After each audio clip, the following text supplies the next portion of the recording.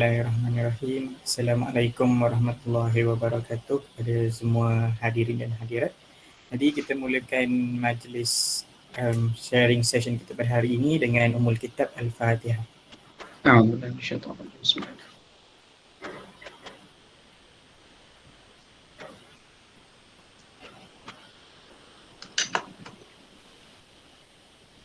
Bismillah. Selamat datang saya ucapkan kepada Ustaz Abdul Rahman Al-Osman, kita punya pembicara kita pada hari ini, Dr. Aizat, lecturer kita, dan juga rakan-rakan sekalian. Jadi tanpa melengahkan masa lagi, saya jemput Ustaz Abdul Rahman Al-Osman untuk menyampaikan tazkirah kita pada petang ini dengan tajuk pengurusan masa atau time management. Jadi dipersilakan Ustaz. Jazakallahu khairan ya Syekh Daniel, barakallahu fiik. Okay, bismillahirrahmanirrahim. Alhamdulillahirabbil alamin wa afdhalus salati wa atamut taslimi ala nabiyyina Muhammadin wa ala alihi wa sahbihi ajma'in. Bersyukur kita kepada Allah Subhanahu wa taala kerana memberi peluang untuk berjumpa sekali lagi. Alhamdulillah kita ada jumpa pada minggu lepas hari Jumaat, dan insya-Allah alhamdulillah kita jumpa lagi sekali. Terima kasih kepada semua hadirin dan hadirat. Ada beberapa yang dia masih dekat office. Masya-Allah, Dr. Aizat masih dekat office. Belum balik lagi ke? Mungkin lepas buka balik. InsyaAllah. Kalau balik sekarang jam, akan sampai dengan solat Isya. Okay, alhamdulillah. Terima kasih, barakallahu fikum. Okey, saya harap daripada mula-mula ada beberapa faedah yang saya akan share atau bagi dekat pada semua. Dalam masa yang sama, saya harap saya tak jadi berat atau tak jadi macam bosan kepada beberapa hadirin atau hadirat di sini, macam Syifa Afini. Tadi dia bersama saya dekat ni talaqi hadis, dia ada masuk. Masya-Allah, rajin masya-Allah Syifa. Barakallahu fiik. Okey, pada hari ini insya-Allah saya akan share beberapa benda yang saya akan bagi tahu tentang time management atau pengurusan masa. Tapi sebenarnya saya akan ikut satu cara yang lain sikit. Saya akan mendekatkan semua nasihat saya, tips-tips yang saya akan bagi tahu, prinsip-prinsip yang saya akan share dengan semua, itu lagi dekat pada agama kita atau pada Islam, atau boleh kata Islamic view. Saya cuba macam mana nak kaitkan dengan ayat, kaitkan dengan hadis apa semua, dan harap-harapnya dia jelas, insya-Allah. Harap-harapnya jelas dan ada manfaat kepada semua. Okey, daripada mula-mula saya nak tanya satu soalan yang sangat penting sebenarnya. Kalau ada sesiapa yang dia boleh jawabkan saya, soalan itu adalah apa kepentingan time management itu? Apa kepentingan dia? Dia ada beberapa kepentingan, tapi mengikuti pengalaman atau opinion kamu. Apa boleh kata? Bagi tahu saya satu benda saja. Siapa boleh jawab?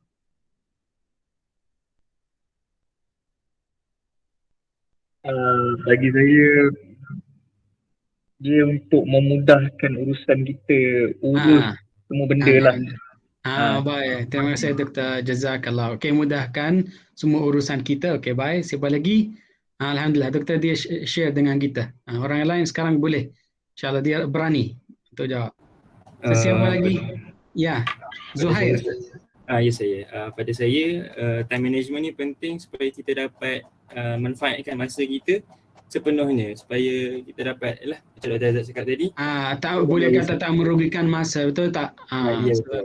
Ya, okey, baik. Okey, siapa lagi daripada wanita? Siapa boleh jawab? Satu saja. Nak orang yang ketiga. Tapi perempuan. Siapa boleh? Boleh improve self-discipline. Santi Syakira. Ya, kita akan improve diri kita. Okey, baik. Alhamdulillah, kita ada. Apa semua yang kamu ada sebutkan dia adalah benar, saya terima. Tapi saya nak menyokong apa yang kamu sebutkan tadi dengan satu misal atau satu contoh.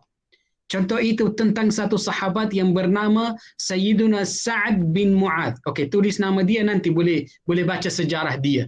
Sebab saya akan bagi tahu satu benda tentang sahabat itu yang sangat pelik yang saya dengar atau ingat atau baca apa semua, saya terharu atau saya rasa daripada hati, ya Allah, apa sahabat itu dia buat sampai dia dapat satu kedudukan yang sangat tinggi. Nama dia Sa'ad bin Mu'adh. Okey, nanti boleh baca. Ni sahabat Rasulullah yang bernama Sa'ad bin Mu'adh. Dia masuk Islam pada umur 30 tahun. Okey? Dia masuk Islam pada umur hari itu dia berusia 30 tahun. Dia wafat khilaf antara bila dia wafat pada tahun berapa. Ada beberapa ulama sejarah yang dia kata dia berusia 36 tahun. Ada satu ulama yang dia kata 38. Ada satu ulama yang dia sangat panjang, dia kata 40 tahun. So maknanya Sayyiduna Sa'ad bin Mu'adh dia berusia atau umur Islami dia di dalam Islam adalah berapa tahun? 6 tahun, 8 tahun, maksimum 10 tahun.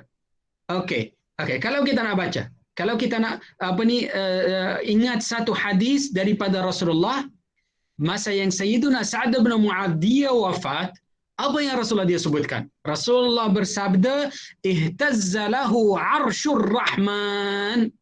Arash Allah subhanahu wa ta'ala bergerak. Dia shaking. Dia gegak sebenarnya. Ya Allah. So maknanya, yang saya dengar, ihtazza lahu arsyur rahman. Tahu ni arash Allah subhanahu wa ta'ala, satu makhluk yang sangat besar yang Allah subhanahu wa ta'ala tak mencipta. Tidak mencipta satu makhluk yang lebih besar dan agung pada arash dia. Arash Allah. So, macam mana satu makhluk yang sangat besar?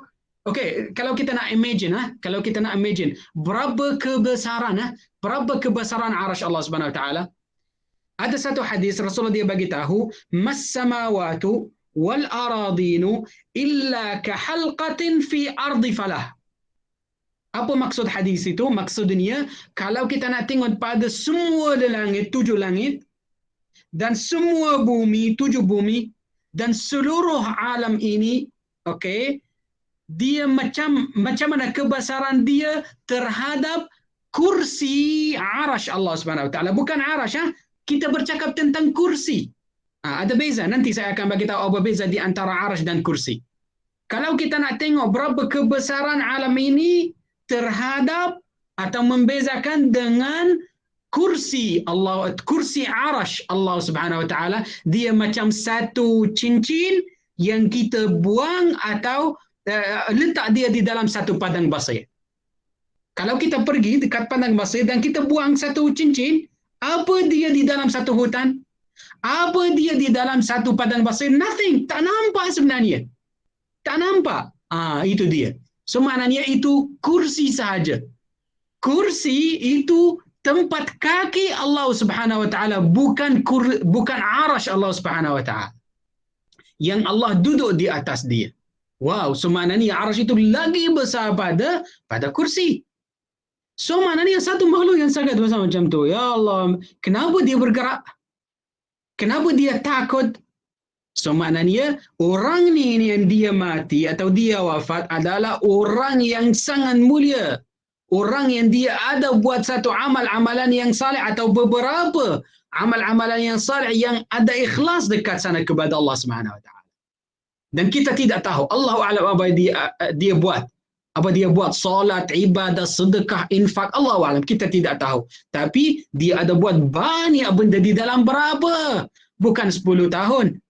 Bukan 20 tahun. Ada satu orang yang dia berusia 100 tahun, terakhir sekali dia masuk neraka. Masuk neraka. So macam mana ini satu sahabat yang dia berusia di dalam agama 6 tahun sahaja, tapi terakhir sekali dia dapat satu tugas. Masa yang dia wafat, Sayyidina Sa'ad bin Mu'adh, Rasulullah dia keluar tanpa imamah, tanpa abayah. Pelik sangat. Kalau Rasulullah dia nak keluar daripada rumah dia, Rasulullah dia akan pakai dulu. Sebab Rasulullah dia adalah contoh atau dia adalah modul. Dia adalah satu contoh yang semua sahabat ikut Rasulullah. Tak ada satu kali yang Rasulullah dia keluar daripada rumah dia tanpa imamah. Selalu Rasulullah dia pakai imamah. Tapi apabila Sayyiduna Sa'ad bin Mu'adz dia wafat, Rasulullah dia terus keluar. Rasulullah dia bawa sahaja, bawa imamah, dan sambil Rasulullah berjalan, Rasulullah dia pakai imamah itu. Kenapa? Maksudnya Rasulullah dia nak bersegera. Rasulullah dia tak nak lewat. Okey, itu sahaja. Arash bergerak dan Rasulullah dia keluar tempat imamah. Tak, ada lagi satu. Ada 70,000 malaikat turun. Untuk apa? Untuk angkat jenazah Sayyidina Sa'ad bin Mu'adz. Allahu Akbar. Allahu Akbar. Apa dia buat? Wallahi sebenarnya saya nak menangis. Sebab ada satu orang daripada zaman kita yang dia boleh hidup macam 50 tahun, 60 tahun, 70 tahun. Tapi terakhir sekali dia tak buat banyak amal-amalan. Atau dia tak fokus di atas dunia ini. Atau boleh kata, kalau kita nak kaitkan dengan tajuk kita atau dengan topik kita, boleh kata dia tak manage time dia.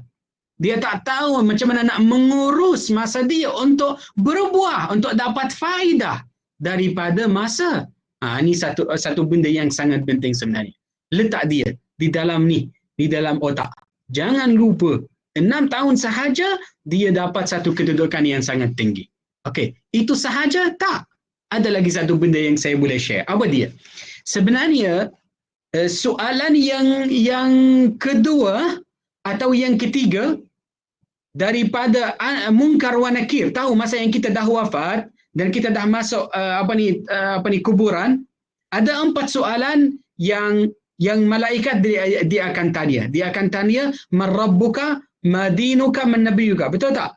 Dan ada lagi satu hadis yang Rasulullah dia bagi tahu, wa an umurihi fima afna, dan umur dia macam mana dia buat.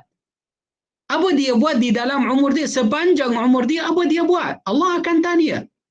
So kalau dia boleh jawab soalan itu, apa yang seterusnya dah selamat. Tapi kalau dia macam merugikan masa, tak fokus, apa yang dia dapat, alhamdulillah. Kalau tak dapat, okeylah. Dan dia pergi untuk hari esok, macam mana? Bukan. Satu hari Sayyidina Umar Al-Khattab, dia jumpa satu orang, dia berjalan dekat pasar. Dan dia tanya, nak pergi mana? Dia kata, saya jalan saja, jalan kaki. Dia jalan-jalan. Dia kata, tak ada tujuan ke? Dia kata, dia macam budak remaja atau dia macam teenagers. Dia tanya dia macam, tak ada tujuan apa-apa. Dia kata, tak ada. Saya jalan-jalan saja. Apa ni Sayyidina Umar Al-Khattab? Dia kata, inni la akrahu ar-rajul alladhi ya'ishu sabahlala. Saya benci orang yang dia hidup tanpa tujuan, tanpa objektif. Dia tak ada apa-apa di dalam hidup dia. Tak fokus. Apa tujuan dia? Makanan, minuman, tidur. Itu saja. Makan, minum, tidur. Sepanjang umur dia macam tu. Tak ada tujuan. So Sayyidina Umar dia kata tak suka benda itu. Sebab kita orang Islam, kita tahu apa yang akan berlaku selepas mati. Apa yang tunggu kita dekat hari akhirat. Munkar wa Nakir, malaikat akan tanya kita, sepanjang umur kamu, apa yang kamu buat dekat sana? Kalau kita boleh kata 1/4 daripada umur saya beribadah, bolehlah. Atau 1/4 daripada umur, sepanjang umur saya macam menuntut ilmu. Boleh, alhamdulillah. Tapi kalau tak ada jawab, main game, kalau jawapan dia main game, atau dia macam tengok social media, atau nak ikut orang yang famous apa dia buat hari ini, atau baca diary orang yang lain, apa faedahnya? Tak tahu, wallahi saya tak faham sebenarnya. Tapi yang paling penting kita akan fokus. Kena tahu daripada mula-mula, sebelum tips, sebelum prinsip apa-apa benda yang saya akan ajar nanti, yang paling penting kena tahu daripada mula-mula apa kepentingan dia. Okey? Dan yang ketiga dan yang terakhir yang kita kena letak dia dan kita membina di atas dia ialah Rasulullah bersabda, ni'matani maghbunun fihima katsirun minan nas. 2 nikmat yang ramai orang manusia merugikan dia. Merugikan diri pada 2 benda itu. As-sihhatu wal faragh. 2 nikmat ialah sihat dan masa. So itu 2 nikmat yang sangat besar. Dan ramai orang dia tidak tahu apa makna sihat, ramai orang dia tidak tahu apa makna masa atau free time. Itu dua benda yang saya kalau apa ni mengikut pengalaman saya, dia ada dekat orang yang muda sebenarnya. Kalau kita nak tengok kepada orang muda atau boleh kata student-student kita, mereka yang ada dua nikmat ini, orang yang lain tak ada. Sehat dan lagi satu free time. Okey, tengok pada orang yang dia berumur macam saya, berusia 35 contoh. Atau satu orang yang lagi muda pada 30, contoh 30 tahun. Dia sibuk cari rezeki, pergi kerja, dia stuck dengan jam, lepas tu dia marah anak dia. Ya Allah, dia confused, tak boleh fokus, tahu tak? Wallahi masa yang saya graduate pada sebelum 10 tahun, 11 tahun, saya beli satu buku. Okey, saya beli satu buku, nak baca dia. Sampai sekarang tak habis buku itu. 11 tahun tak habis buku itu. Tapi Alhamdulillah kalau kita nak tengok pada student kita, dia ada masa duduk dekat mahalla. Tak ada apa-apa yang kacau dia. Tak ada anak kacau, tak ada isteri kacau, tak ada suami kacau, tak bayar masak, tak bayar buat apa-apa. Duit itu dia masuk akaun. Dia pergi ATM, dia keluarkan duit itu daripada ayah atau daripada ibu. So ni satu nikmat yang, dan lagi satu apa? Sihat. Ya Allah. Tahniahlah orang yang dia dah sampai 40. Saya belum sampai 40. Tapi saya rasa daripada sekarang, badan saya lain pada masa yang saya 25, lain pada 30. Apabila dah sampai 40 tahun, 40, 50 tahun, dah badan ni lain sebenarnya. Lain. Dia rasa pening, rasa headache, tak larat nak jalan banyak, tak larat nak berdiri, dah jadi gemuk, banyak masalah sebenarnya. Banyak masalah. Tapi kalau kita nak tengok pada student-student kita, Masya Allah, dia macam nipis, dia aktif, dia boleh pergi, boleh balik, boleh jalan, apa semua. Tapi terakhir sekali dia tak tahu apa makna nikmat sihat itu. Saya bagi tahu tentang dua nikmat itu bukan daripada view orang spesialis tentang macam psikologis, atau daripada orang sains atau tak, daripada respektif Islam. Rasulullah dia bagi tahu ni'matani maghbunun fihima katsirun minan nas. Dua nikmat yang ramai orang tidak tahu apa makna dua nikmat itu. Sihat dan masa. So berbuahlah, melamburkanlah dengan dua benda ni. Sangat penting sebenarnya. Alhamdulillah, dua nikmat ni, dua benda ni dah ada dekat kamu. So kalau satu hari saya jumpa satu student atau satu kawan yang dia kata, saya tak mampu nak pergi kelas. Kenapa? Saya penat. Apa penat itu? Masih muda. Masih kekuatan ada. Mana lagi? Kalau kamu sekarang tak mampu pergi, so bila akan mampu? Bila boleh pergi? Itu dia. So maknanya jangan kata saya tak mampu, ataupun dia kata macam tak ada masa. Ya Allah, ya Rabbi, apa yang tak ada masa? Tak perlukan kerja, tak perlukan pergi mana-mana. So, jangan kata dua benda ni. InsyaAllah, ni sihat ada, masa ada. So, yang paling penting daripada kamu, macam mana kita nak nak mengurus masa kita, macam mana nak plan, macam mana kita nak letak tujuan-tujuan yang kita nak achieve dia, itu yang paling penting. Okey, ni benda yang pertama yang saya nak share dengan semua. Okey, sekarang kita akan masuk dengan benda-benda yang amali, yang praktikal bunia. Okey, baik. Okey, sekarang saya akan bagi beberapa nasihat. Nasihat yang pertama, spesifikkan semua aulawiyat. Saya panggil dia aulawiyat. Aulawiyat ni daripada bahasa Arab, maksudnya awalkan, mendahulukan benda-benda atau perkara-perkara yang penting. Itu yang paling penting daripada mula-mula. Okey, letak yang spesifik. Spesifikkan dia. Mana yang penting, mana yang tak penting. Mana yang main objektif atau main tujuan di dalam hidup kamu, letak dia awal. Fokus di atas dia. Dan jangan melebihikan dia pada 3 tujuan. Maksimum 3. Jangan melebihikan. Dan spesifikkan masa. Kalau contoh ni, saya bagi contoh yang Islamik punya. Katalah kita nak hafal surah Al-Baqarah, contoh. Okey, ini satu tujuan, betul? Okey. Nak habiskan tujuan itu atau nak achieve, nak dapat, nak hasilkan tujuan itu bila? Kalau mula daripada Ramadan ini, sebelum Datang Ramadan yang seterusnya, Ramadan tahun depan, saya kena hafal surah Al-Baqarah. Okey, letaklah 3 bulan untuk hafal, 3 bulan untuk ulang, 3 bulan untuk tasmi', 3 bulan untuk dapat sertifikat. Cukup. Ni dah setahun. Okey, dah achieve satu tujuan. Jangan sampai tahun yang depan atau Ramadan depan tanpa atau melainkan tidak ada tujuan itu. Kena achieve dia. Okey, ini yang pertama, kena spesifikkan semua al-aulawiyat. Okey.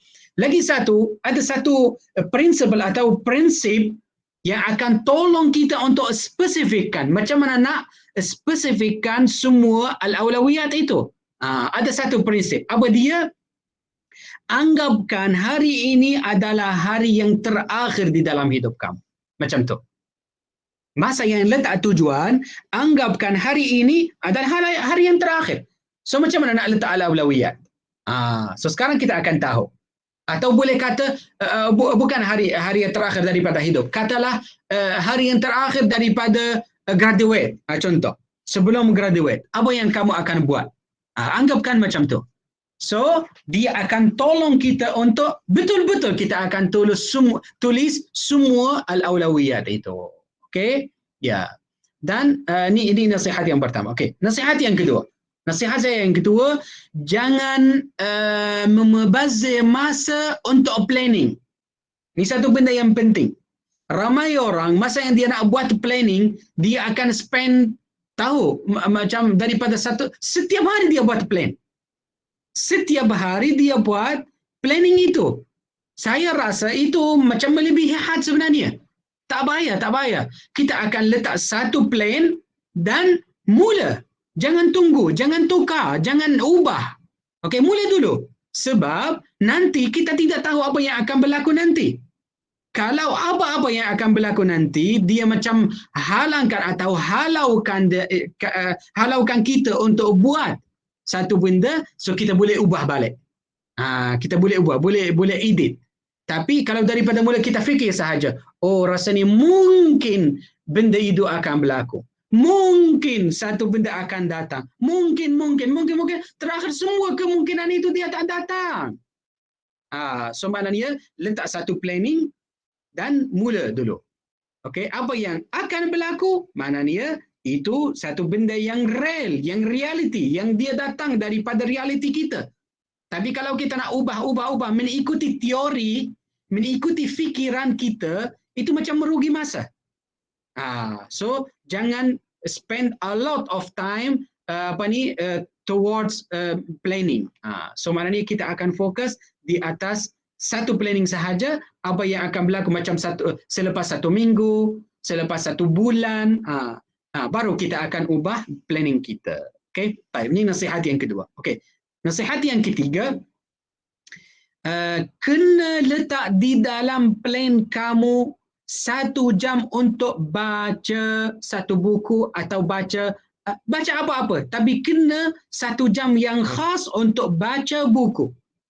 Tentang apa, field apa, bidang apa, tak ada masalah, tak kisah. Sebab kalau kita, saya kaitkan dengan Al-Quran. Allah Subhanahu wa taala di dalam surah Al-Alaq, Allah Subhanahu wa taala berfirman, "Iqra." Sahaja. Bacalah. Baca apa? Baca Quran ke? Baca hadis ke? Baca fikah ke? Tak ada spesifik. Bacalah dengan nama Allah. Bismi rabbikal ladzi khalaq. Itu saja. So maknanya tak ada spesifikan. So sekarang, macam mana kita nak spesifikan? Macam mana kita nak menkhususkan? Kita akan menkhususkan dengan apa? Kemahuan kita. Apa yang kita mahu. Kita mahu baca tentang macam apa boleh kata humanity, contoh. Atau kita nak baca tentang agama, fikah, sejarah, sirah, apa semua, tak ada masalah. Tapi spesifikkan bidang dia satu, dan lagi satu kita akan spesifikkan buku dan spesifikkan masa. Masa jangan kurangkan dia pada 1 jam. Katalah macam 1 jam selepas solat maghrib sampai solat isyak.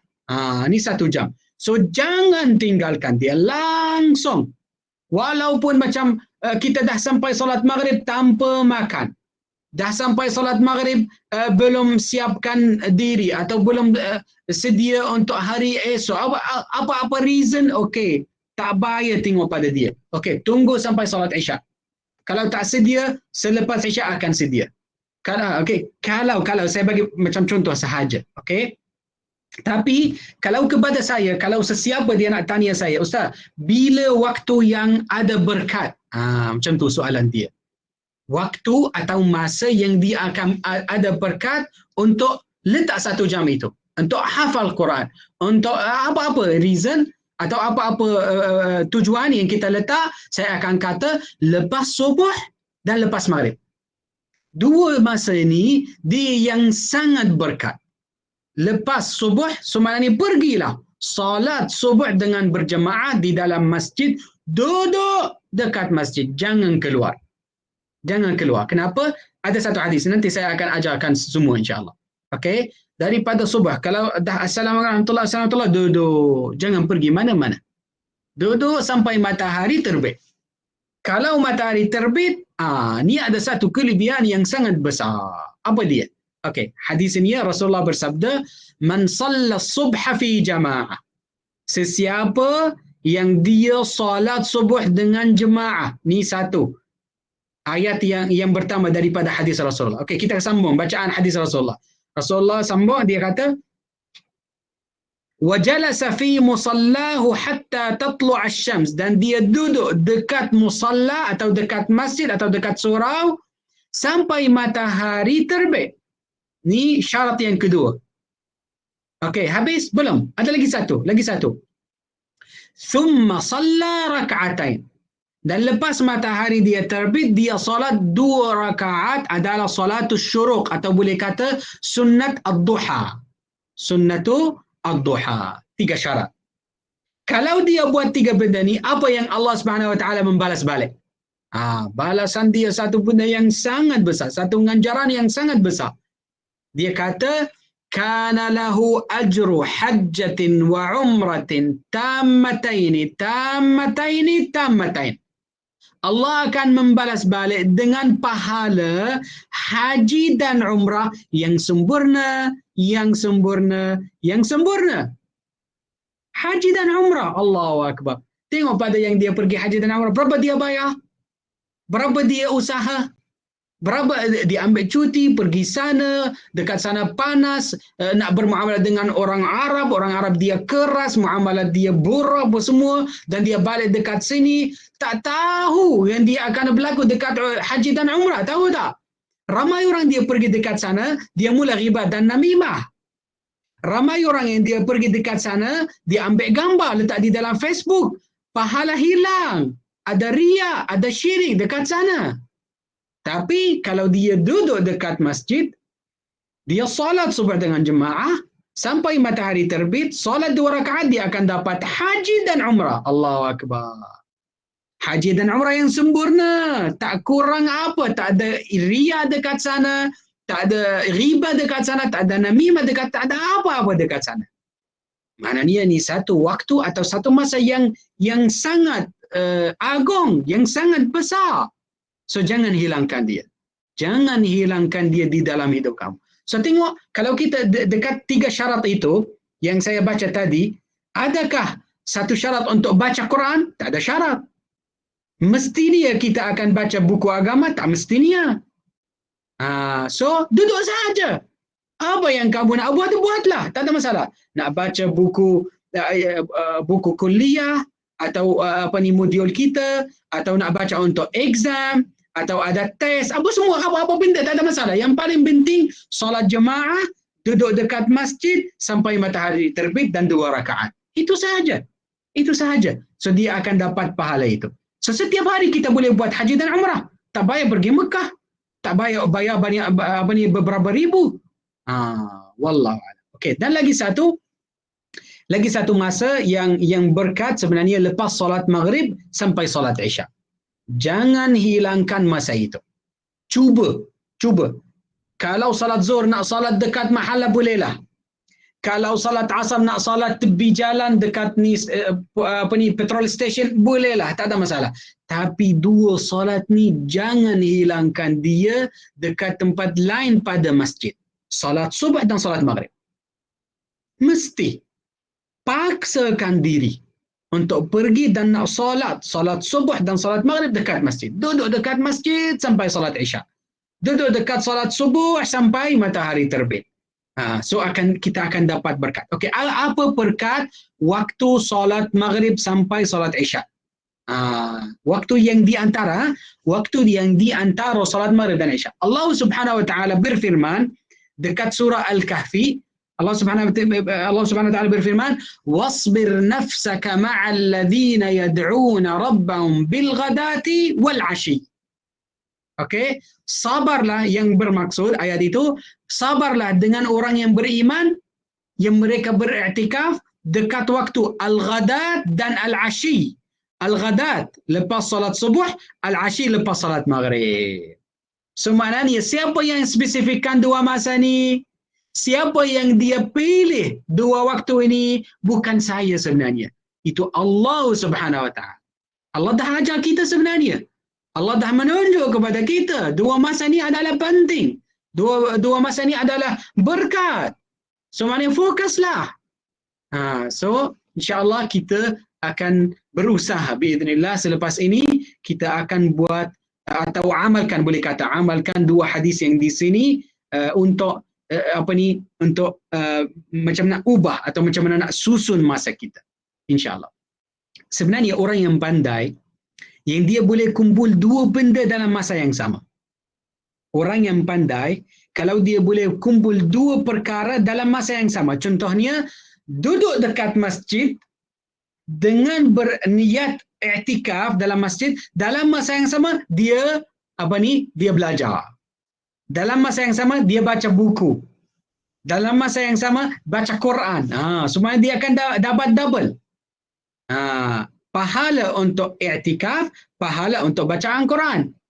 Pahala i'tikaf dengan macam baca menuntut ilmu, contoh. Okey, macam tu.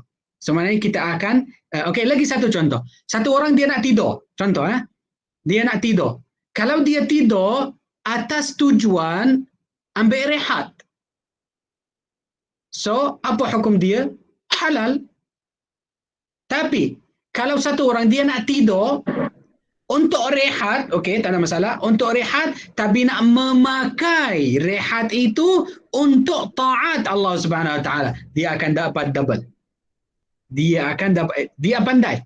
Itu kenapa ulama kita mereka kata al-niyatu tijaratul ulama. Niat itu adalah satu bisnes di antara kita dan Allah Subhanahu Wa Taala. Tapi mana orang yang dia akan ingat? Mana orang yang dia akan bawa niat itu? Itu yang penting.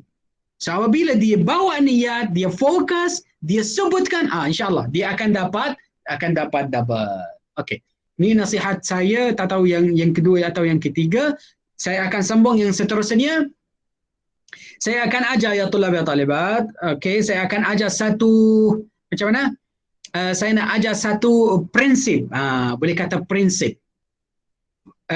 Saya di sini ada dua prinsip yang semua orang dia kena cuba kalau boleh amalkan dia. Prinsip yang pertama, saya panggil dia 4 tahun equal 40 tahun.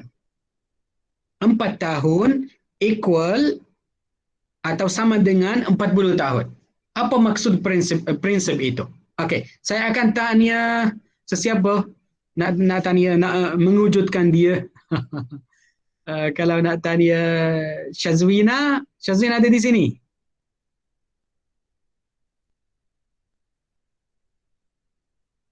Atau Afina? Ya, saya. Okey, Syazwina, baik. Okey, Syazwina, masa yang kamu masuk UIA pada umur berapa?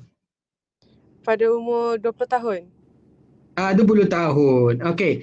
Belajar berapa tahun yang degree itu? 4 tahun. 4 tahun. So mana akan graduate pada umur berapa? Saya akan graduate pada umur 25 tahun. 25 atau 24? 25. Sebab saya masuk pada ketika itu dah akhir tahun. dalam Okey, tak bulan apa. 11. Okey, tak apa, 25. So sekarang katalah Syazwan dia akan berhidup 40 tahun. Lepas graduate So mungkin Allah alam, tapi dia akan wafat pada umur 65. Contoh.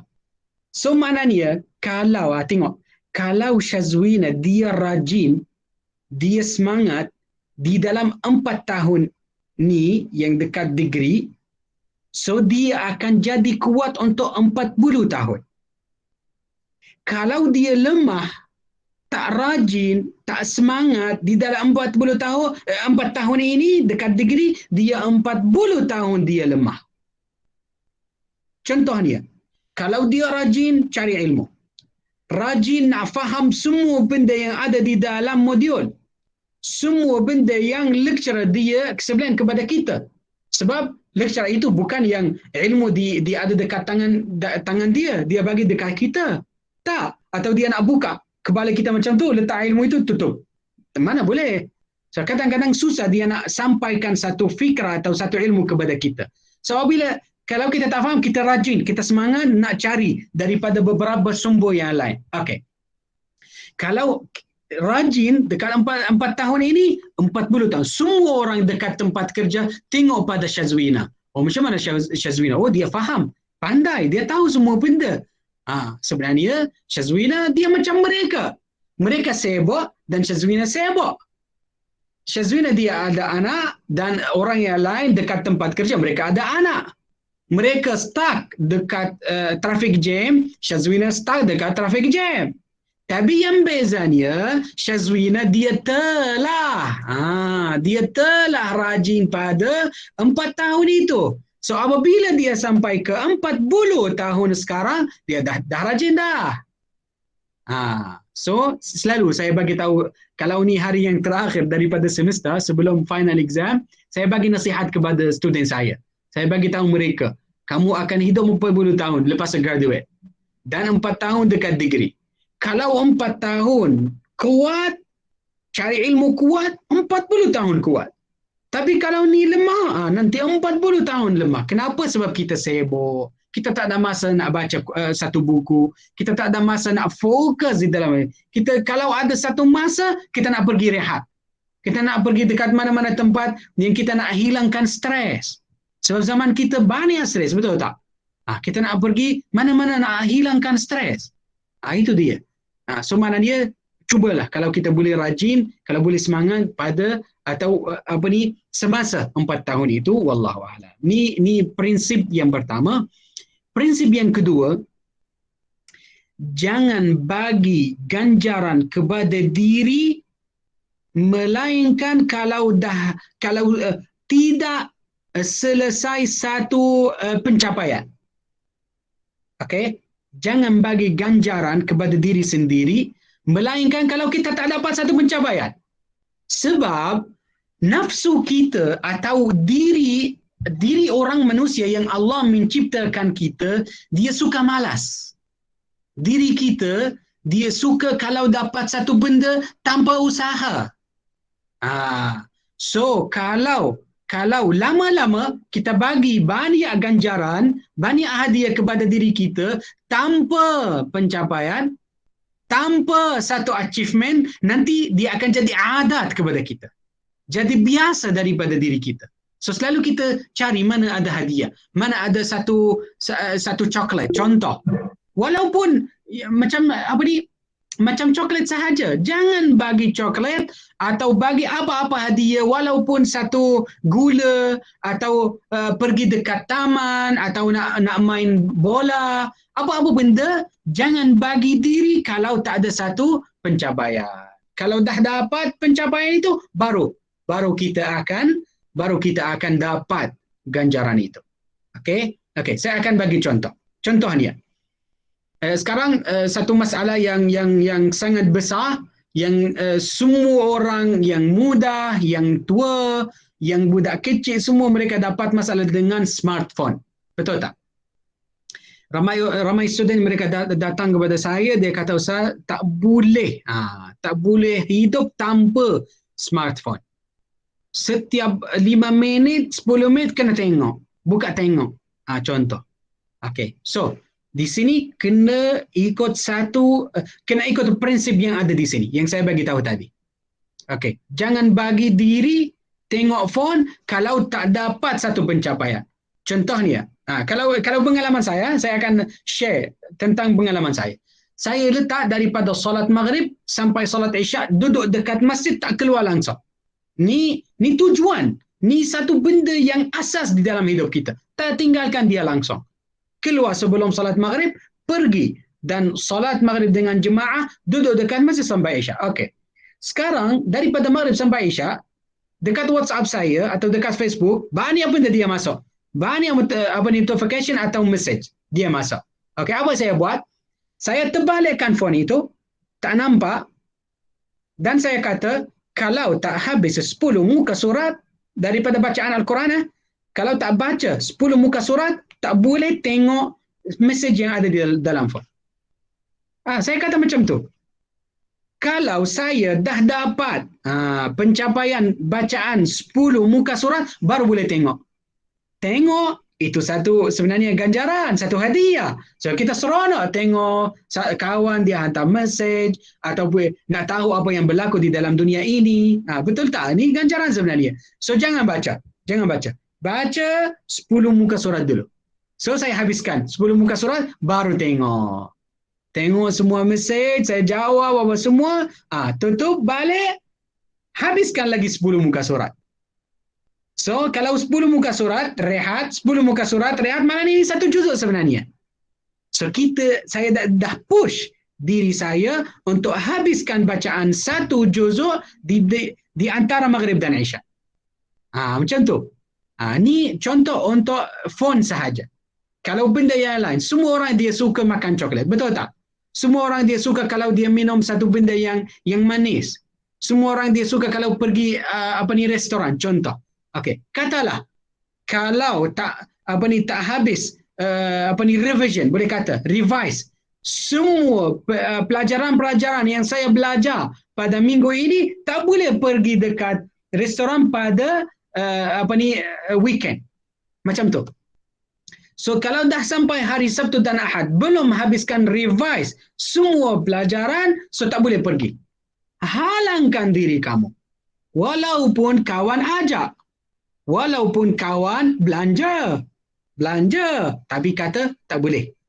Sebab saya tak dapat, tak achieve pencapaian saya. Diri kita macam ni. Okey. Selalu saya kaitkan dia dengan, ni panggil dia Islamization. Saya nak kaitkan dia dengan satu ayat daripada Al-Quran. Allah Subhanahu wa taala berfirman, "Inna Allah ashtara minal mu'minina anfusahum wa amwalahum." Sesungguhnya Allah Subhanahu wa taala beli. Allah ishtara, Allah beli ruh orang-orang syahid. Tahu? Orang yang dia pergi jihad fi sabilillah dan dia jadi syahid, Allah beli ruh dia. Siapa yang bagi ruh? Allah. Tapi Allah bagi kita tanpa apa-apa. Tapi masa yang Allah nak ambil balik fi sabilillah, dalam taat Allah SWT, jihad fi sabilillah, Allah nak beli. Tengok. Sama, diri kita sama. Tak boleh beli, tak boleh jual, tak boleh bagi, tak boleh ambil tanpa ada satu benda. Bagi satu benda. Kalau dah ada benda itu depan saya, baru akan lepaskan diri. Baru kita akan pergi dekat restoran. Baru kita akan minum satu satu jus atau satu benda yang manis-manisan. Okey, contoh sahaja. So cuba. So melalui prinsip yang saya bagi tahu tadi, so kita boleh paksakan diri untuk buat semua amal-amalan yang soleh. Okey, baik. Sekarang saya akan bagi beberapa contoh, beberapa contoh tentang dua prinsip ini. Contoh yang pertama saya boleh bagi contoh Al-Imam An-Nawawi. Kalau Al-Imam An-Nawawi masa yang dia wafat pada umur berapa? Siapa tahu? Masa yang dia wafat pada umur berapa?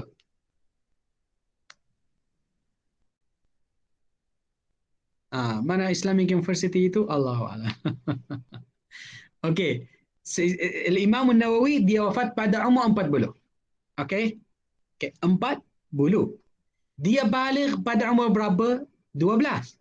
So maknanya daripada 40 tolak 12. Tinggal berapa? 28, betul tak? Atau 18? 28, ya. Tinggalkan 28, 28 tahun. Di dalam 28 tahun, dia cari ilmu untuk ajar diri, untuk hilangkan kejahilan daripada diri dia, satu. Lepas tu, dia mula syarah sahih Muslim. Ya Allah, tahu, sahih Muslim 7,000 hadis. Dia terangkan semua 7,000 hadis itu. Dia tulis beberapa buku yang sangat penting di dalam mazhab kita, mazhab Imam Syafi'i. Ni yang kedua. Dan yang ketiga, dia adalah mujtahid. Mujtahid maksudnya dia kumpul di antara bahasa, ilmu hadis dan ilmu fiqh. Dia campur semua. Dia jadi mujtahid. So mana ni Al-Imam Nawawi, so macam mana dia jadi macam sangat famous atau macam mana dia boleh tulis banyak buku yang macam ni? Kalau syarah Sahih Bukhari dia di dalam tahu 20 jilid. 20 jilid. Macam mana dia tulis 20 jilid walaupun tahu dekat zaman mereka tak ada pen. Dekat zaman mereka dia ada dawat. Tahu apa makna dawat? Dia pergi ambil dawat itu, balik tulis 2 huruf saja. Boleh anggapkan dia macam mana? Dia bawa dawat itu, dia balik di sini, dia tulis 2 huruf, habis. Balik, ambil dawat, tulis balik 2 huruf. Ya Allah ya Rabbi. 20 jilid macam tu. So kalau kita nak kira berapa pergi balik itu, berapa km? Allahu a'lam berapa kilometer. Banyak sebenarnya. Tapi sebenarnya dia boleh mengurus masa. Ni yang paling penting, satu. Yang kedua, dia cari mana ada berkat, masa yang berkat, makanan yang berkat. Okey? Dia buatkan dia. Dan yang ketiga, boleh kata ikhlas kepada Allah Subhanahu Wa Taala. Semua amalan dia kerana Allah Subhanahu Wa Taala. So Allah bagi dia. Dan okey, lagi satu, Al-Imam Nawawi, masa yang tengok, saya bagi tahu tadi macam mana kita nak kumpul 2 benda dalam masa yang sama, betul tak? Orang yang pandai dia akan kumpul 2 benda dalam masa yang sama. Imam Syafi'i, kalau kawan dia mari ziarah dia dekat bilik, apa dia buat? Dia mula potong kuku. Kalau habis dan kawan tak keluar lagi, dia akan ambil roti yang dia dah kering dan dia pecahkan dia. Kenapa dia pecah roti itu? Sebab masa yang dia nak makan, dia tak perlu untuk apa nama itu dalam bahasa Melayu? Itu apa panggil dia? Kunyang. Dia tak payah kunyang. Kalau dia ambil macam tu dan terus dia masukkan dia ke dalam. Macam tu. So dia akan tahu macam mana benda yang dia akan save time. Macam mana dia nak jaga masa. Masa ni, tengok pada solat. Contoh. Adakah satu benda yang lebih penting pada solat? Tidak ada sebenarnya. Tidak ada. Kalau kita tidak tahu masa, boleh solat? Tak boleh. Kalau kita solat sebelum waktu masuk, solat itu sah? Tidak sah. Dia batal sebenarnya. Kena ulang solat itu. So, maknanya masa itu sangat penting sebenarnya. Allah Subhanahu Wa Taala bersumpah dengan masa. Allah Subhanahu Wa Taala berfirman, "Wal 'asri innal insana lafi khusr. Wal fajri wa layalin 'ashr." Fajar itu apa? Waktu subuh. Asar itu bila? Waktu petang. Wal laili idza yaghsha. Laili itu apa? Waktu malam. So kalau Allah bersumpah dengan satu benda, maknanya benda itu sangat penting. Benda itu maknanya dia sangat mulia. Maknanya kena fokus di atas dia. Ya. So itu. Kalau kita dah tahu apa makna time, apa makna masa, apa nikmat itu, baru boleh gerak. Tapi kalau asas kita macam tak beberapa stable, mana kita akan membina di atas dia? Banyak benda, banyak contoh sebenarnya. Saya bagi contoh tadi Al-Imam An-Nawawi, wallahi banyak buku. Kalau tentang Al-Quran dia tulis, banyak hadis dia tulis, banyak tentang fikah dia tulis. Banyak bidang yang dia tulis tentang dia. Walaupun susah tapi alhamdulillah Allah bagi berkat, dia ada ikhlas terhadap Allah SWT, so Allah bagi dia banyak benda. Wallahu. Okey, saya rasa kita akan itu sahaja yang saya nak share dengan semua. InsyaAllah kita akan berhenti di sini. Kalau ada apa-apa soalan, apa-apa benda yang tak jelas, boleh tanya insyaAllah.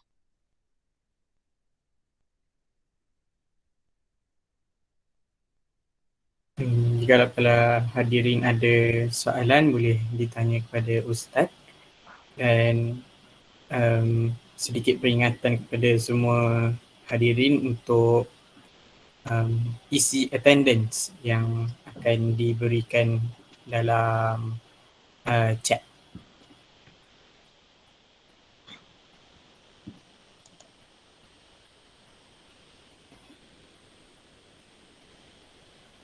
Assalamualaikum Ustaz. Assalamualaikum warahmatullahi wabarakatuh. Zuhair.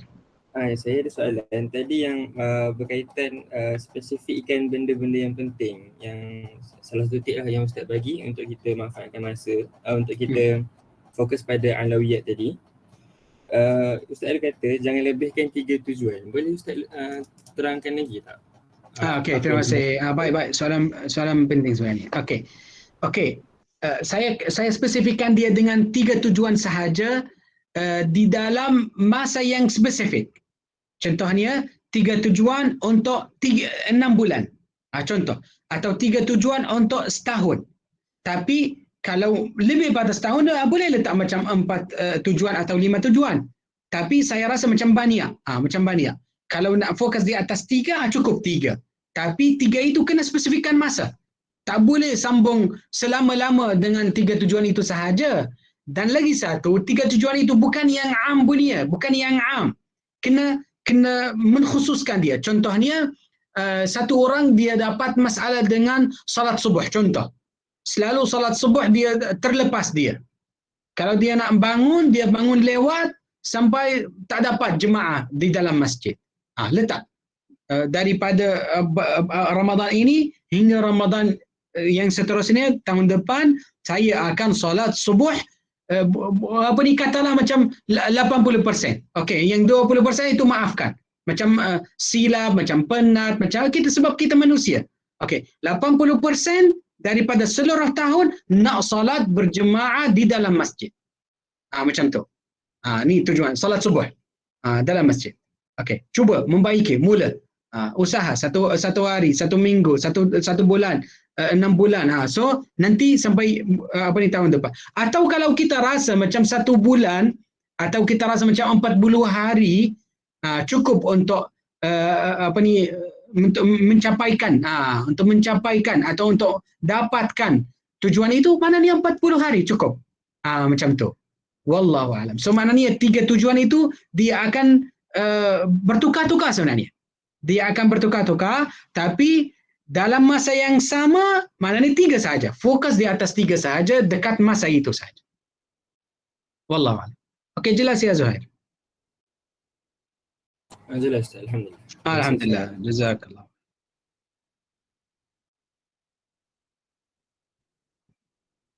Okey, kalau tak ada soalan, insyaAllah kita akan berhenti di sini. Terima kasih banyak kepada semua. Minta maaf atas bahasa saya, mungkin ada beberapa perkataan yang tak jelas atau macam kamus saya dia masih kecil, tapi saya memakai dia untuk sampaikan apa yang saya ada ilmu. Alhamdulillah, jazakumullahu khairan. Subhanakallah wa hamdik, nashhadu an la ilaha illa anta, nastaghfiruka wa natubu ilaik. Wal 'asr, inna fi khusr illa alladhina amanu wa 'amilus salihati wa tawassaw bil haqqi wa tawassaw bis sabr. Terima kasih semua, jazakumullahu khairan. Saya pulang balik kepada Arif Daniel. Barakallah. Baiklah, terima kasih Ustaz Abdul Rahman Al-Osman atas tazkirah sebentar tadi. Jadi sebagaimana yang kita tahu, kepentingan pengurusan masa ni adalah kerana kita dapat memperbaiki diri kita dapat meningkatkan disiplin diri, dan dalam kubur pun di mention dalam hadis bahawa kita akan ditanya apa yang akan apa yang kita lakukan dengan umur kita. Jadi kita boleh nampak kepentingan pengurusan masa di situ. Dan kita juga perlulah ada plan ataupun tata cara bagaimana untuk kita habiskan masa-masa kita, iaitu dengan kita mendahulukan perkara-perkara yang penting, jangan bazirkan masa untuk sentiasa buat plan untuk satu benda, dan kita letakkan dalam diri kita 1 jam untuk membaca supaya kita dapat sekurang-kurangnya dapat ilmu daripada pembacaan kita. Dan juga kita kena